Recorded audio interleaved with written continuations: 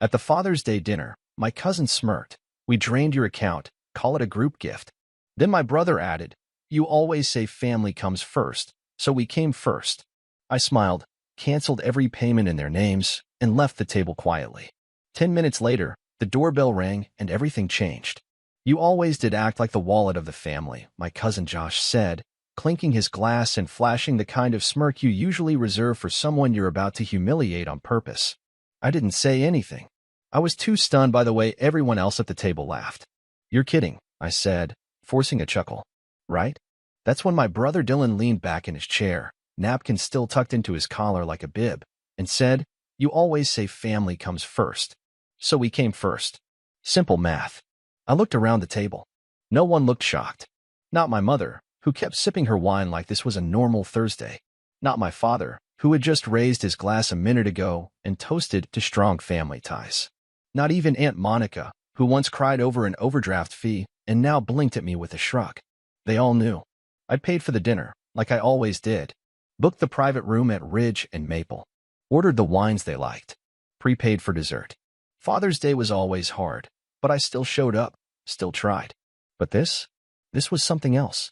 You drained my account, I said quietly. As in, actually emptied it? Josh sipped his drink, calm as ever. Group gift. Think of it as reallocating family funds. We all figured it made sense, since you never say no. Dylan leaned in closer and added, it was just sitting there, bro.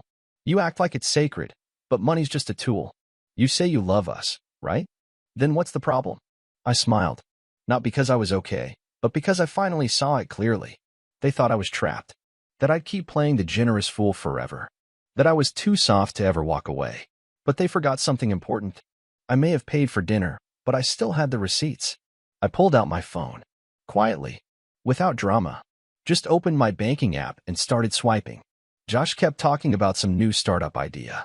Dylan was on his second bourbon. No one noticed I was freezing every auto payment connected to their names. The car insurance I paid for Dylan since his DUI.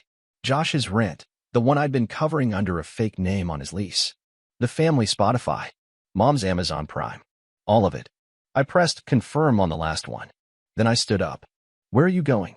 Dad asked, finally paying attention. Bathroom, I said. Won't be long. But I didn't head for the bathroom. I walked straight out the restaurant door into the summer dusk. 10 minutes later, the doorbell rang. And everything changed. The first text came before I even reached the parking lot. Dylan, what did you do? Then another. Mom, sweetheart, can you please come back? There's been a misunderstanding. And then one that made me stop walking. Josh, bro, it was a joke. Come on. A joke. They thought draining my account, mocking me in front of a room full of extended family, and raising a toast to my humiliation was a joke. Let's rewind. It didn't start at dinner. It started long before. Years before. I was the fixer. The one they called when the electric bill was overdue, when Josh's credit card got declined, when Dylan's license got suspended and he needed an Uber account, just for a few weeks. They didn't ask. They assumed. Like the time Mom texted. Hey honey, me put you down as co-signer for Dylan's loan. Just a formality, no need to worry. No, can we? No, would you mind? Or when Dad broke his foot and somehow it became my job to pay the mortgage for 3 months straight. You don't want us to lose the house, do you? They never forgot to send that kind of message. Then came the group chat incident. 6 months ago, Josh screenshotted my dating profile and dropped it in the family group with the caption, our local bank account trying to find love. It got 23 laughing reactions. Even Aunt Monica added, he's such a sweet boy. Always helping. Hope someone sees his heart under all that desperation. No one defended me. Not even Mom. When I confronted her later, she just said, they're just teasing. That's what families do. It's love, just not gentle. The money started disappearing slowly. At first, I thought I was just spending too much, food, bills, the usual. But then I started noticing transfers I didn't make. A Venmo charge titled Wedding Deposit, but I wasn't dating anyone. A $900 Apple Pay withdrawal I couldn't trace. Turns out Dylan had been using an old connected device. When I forgot to deauthorize. When I brought it up, he laughed. You're acting like you're broke, he said. You make, what, 6 figures? Don't pretend it hurts you. Then came Dad. He started calling more often, but never to say hello. It was always, do you have a second? Which really meant, Can I guilt you into something? He was behind on taxes. Claimed it was a clerical error. I paid it. He needed help with repairs. I paid it.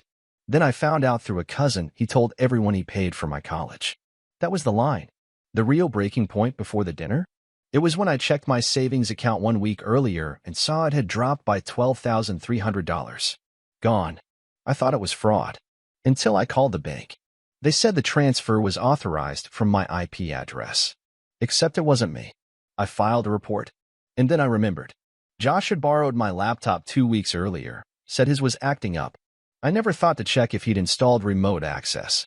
When I confronted him, he didn't even flinch. Man, why are you acting like a cop? It's just money. We needed it. I asked who we was. He smiled. The family. At that dinner, the one where he toasted my broken spine like a punchline, I realized something. They weren't parasites. Parasites don't laugh while they feed. They were architects. They built this machine where I existed only to be harvested. And the worst part? I let them. Because I believed that if I gave enough, maybe they'd finally see me as family. As more than a bank. As someone worth respect. But all I earned was the punchline. When I walked out of that restaurant, I didn't go home. I went to my office. Opened my files. Because I hadn't just been sending money. I'd been saving things. Screenshots. Messages. Audio recordings. The one where Josh literally said, "If he finds out we took that money, just say we thought it was his gift to Dad. He won't push." Or the group chat where Dylan joked about how easy it was to gaslight me. But there was something else. Something I hadn't told anyone. Remember that family investment Dad had roped me into 2 years ago? The property in Temecula that was supposed to be a vineyard? Well, I pulled the records last month when something didn't sit right. Guess what? They used my identity to secure a business loan. And guess what else? They never paid it back. My credit was tanking and I hadn't even realized because they forwarded all the letters to a family P.O. box that Josh opened. So no, the dinner wasn't the explosion. It was the last spark. And that doorbell? That was the start of war. But not the kind they expected. Because I wasn't going to scream. I was going to unmake their empire piece by piece. And it started with who was standing on the other side of that door. The person standing on the other side of the door was not who my family expected. It was Mara, my financial advisor. But more importantly, the one who helped me trace every suspicious transaction, every unauthorized access, every time the family dipped their hands into places they had no business being. She wasn't smiling. She was holding a manila folder in one hand and her phone in the other. I let her in without a word. Behind me, the dining room was a frozen painting. Josh still holding his drink midair, Dylan texting under the table, Dad chewing slowly like he didn't know a storm had just entered the house. Mom broke the silence first. "Who is this?" I sat down at the head of the table, motioned Mara to join me. "This," I said calmly, "is the person who helped me figure out where my savings went." Josh snorted. "Oh, come on. Don't make this dramatic. It's not a crime to help family, Mara opened the folder and laid out 5 sheets in front of me.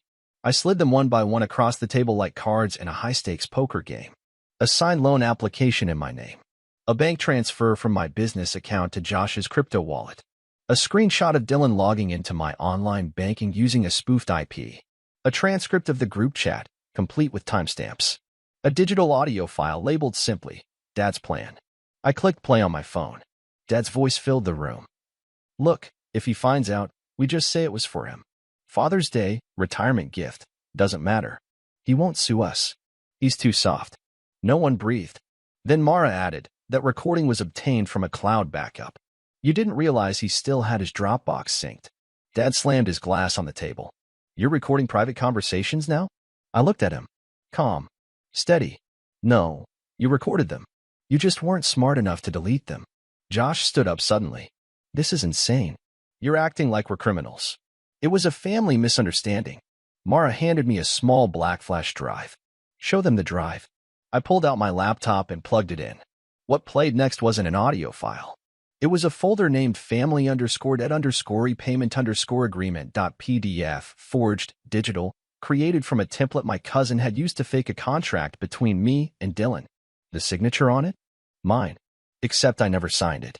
Mara zoomed in on the metadata. Created by Josh.Lockwood. I turned the screen. "Recognize this, Josh?" His mouth opened, then closed. Dylan cursed under his breath. I didn't know he was going to actually file it, he muttered. Louder, I said. Dylan looked up. I said I didn't know he was going to file it. It was supposed to be for emergencies. And the $12,000 you moved from my account last week? I asked. Silence. That's when Mom stood up, her voice trembling. You're tearing this family apart over some money? I laughed.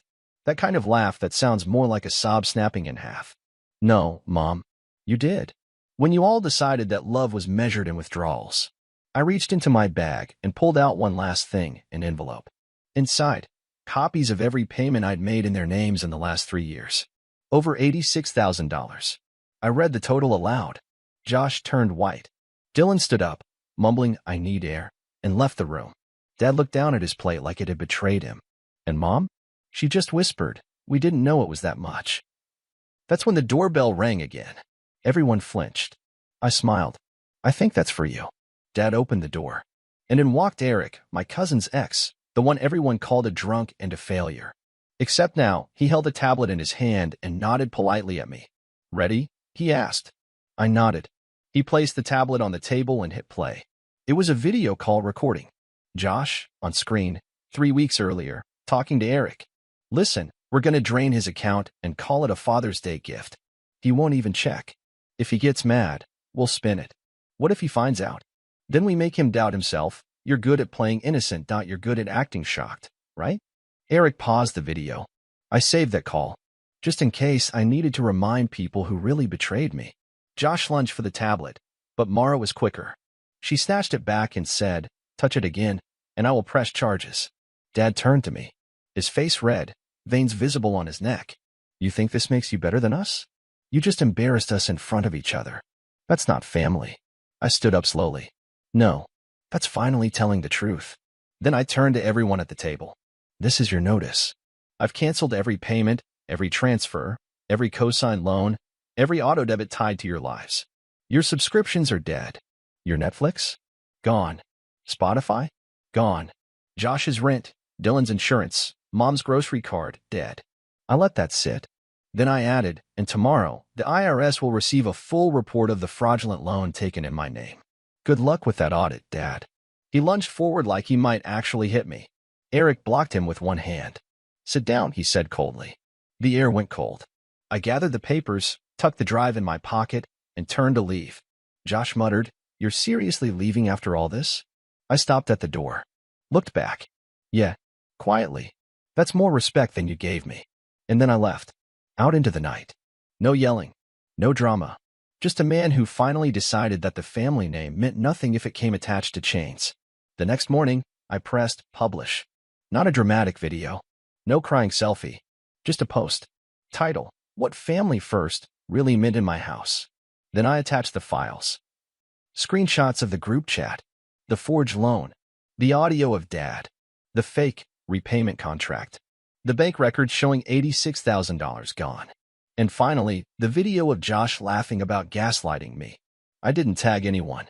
Didn't need to. Within 3 hours, it had 12,000 shares. By noon, it hit a local subreddit. By evening, it was on Reddit front page under r/entitled people. Then TikTok picked it up. Some user cut the clip where Josh said, You always say family comes first, so we came first, and paired it with a slow zoom on the bank statements. It went viral. 3.2 million views in 24 hours. I didn't read every comment, but the tone was clear. Imagine mocking someone who literally funded your life. That smile at the dinner table? That's generational trauma snapping. Bro handled it like a boss. Quiet revenge is delicious. Who's the loser now, Josh? That evening, Dylan texted me 19 times. First, we need to talk. Then, that post is ruining us. Please delete it.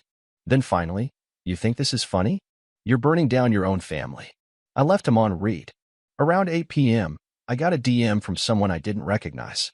It was a local reporter. She said the story had exploded online and people were asking if it was true. She asked if I wanted to comment. I sent her a single line. Everything I posted has a paper trail, and you haven't seen half of it. She published the article that night. Title, Family First, Until the Money Runs Out, A Quiet Son, an $86,000 betrayal, and the viral fallout. The article blew up. Then came the reactions. Mom posted a long Facebook message the next morning. We may not be perfect, but we are still family. The internet shouldn't be a place to destroy the people you love. Forgiveness matters. The comments didn't go how she expected. Did you forgive yourselves when you stole from him? Forgiveness isn't a free pass. Lady, you raised a snake pit, and now you're surprised it's on camera. Then came Josh. He tried to post a rebuttal, claimed I misrepresented everything, said it was just financial support with miscommunication. Someone found a Reddit comment he made 6 months ago bragging about milking his cousin's guilt complex. He deleted his profile that night. Dad? He didn't post anything. He lawyered up. I got a cease and desist letter, typed in Comic Sans, if you can believe it, accusing me of slandering the family legacy. I sent back a 1-page reply. Just 1 sentence. Truth isn't slander. And you lost your legacy the day you weaponized my love. And then something happened I didn't expect. The bank called me. Turns out Mara had flagged so many suspicious transactions that they launched a formal investigation. Josh's fake contract? Dylan's spoofed access? The Temecula Vineyard loan? All of it was under review. They froze 3 family accounts pending verification. Then the IRS called. The loan in my name? Under review for fraud. The vineyard, business, Dad tried to register as veteran-owned? They found inconsistencies in the documents. Guess who handed over the original DD-214? Grandpa did. I hadn't even told him yet what happened. He called me. Said just one thing. Told you. Mud on their knees. Meanwhile, I was doing something I never thought I'd get to do. Live. I moved into my new apartment. Clean space. No noise. No guilt trips. I built a YouTube channel, not about revenge. About financial literacy. First video. What happens when your family weaponizes guilt, and how to reclaim control. It passed 300K views in 3 days. People started messaging me, strangers, thanking me, saying I gave them courage to cut ties, to say no, to stop bleeding for people who only bring knives. Then I got an email from a nonprofit for adult children of toxic families. They asked me to speak at their fall conference. I said yes. Dylan tried one last thing. He showed up outside my apartment. Hoodie, tired eyes, cheap flowers. Said he wanted to talk. I opened the door just enough to say, I spent years making your life easier. You spent those same years making mine hell. I'm not here for your redemption arc. Then I closed the door. Final blow? I changed every login, every number. Closed the joint account Mom used for emergencies. Canceled the Prime, the Spotify, the gym memberships, the Costco card, all of it. Then I made a final post. No drama. Just a photo of my keychain with a new tag. Account closed. Caption. Turns out family wasn't first. I was just the first they used. You know what I realized? I wasn't angry anymore. Not after the comments. Not after the viral videos. Not even after the bank investigations or the cease and desist letter written like a passive-aggressive church bulletin. I was done. Done pretending I was part of a family that only dialed my number when a bill was due. Done buying peace with silence. Done accepting you're too sensitive as an apology for being treated like a wallet with a heartbeat. The last message I got from Mom was short. You've made your point. Can we please move forward? I didn't reply. But I did move forward. Just not in her direction. I changed my number. New carrier. New SIM. No forwarding. Only 5 people have the new one. None of them share DNA with me. I took the YouTube channel full-time. Now it's a brand, debtless by design. First hoodie drop sold out in 48 hours. The old family Spotify? I replaced it with my own. First playlist title, Songs to Cut Toxic Ties To. Cover image? A screenshot of Dylan's We Need to Talk text. But my favorite part? The new storefront. You see, I took a portion of what I recovered, not much, just enough, and partnered with a local mental health nonprofit. We opened a small co-working cafe for survivors of toxic homes, of guilt-raised children who became adults with boundaries. It's clean, bright, safe. Name above the door? First place. And under that, in smaller font. Because I always came last. Not anymore. The ribbon cutting went viral. Again. Someone tagged Josh. He didn't comment.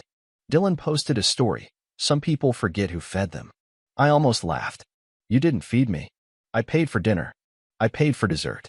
I even paid the tip and got spit in return. But now, I eat at peace. I live without sirens in my chest. I sleep without wondering who's going to message me at 2 a.m. asking for a quick $400 or reminding me of how much we did for you growing up. Let me say it loud. I am not a villain for choosing peace. I am not cruel for refusing to bankroll my own abuse. And most of all, I am not your redemption story. This story is about setting boundaries, not revenge. This isn't the part where I forgive you and we all hug. This is the part where I thrive without you. This is the part where I say, you lost access to me, not because I'm cold, but because I finally understand my worth.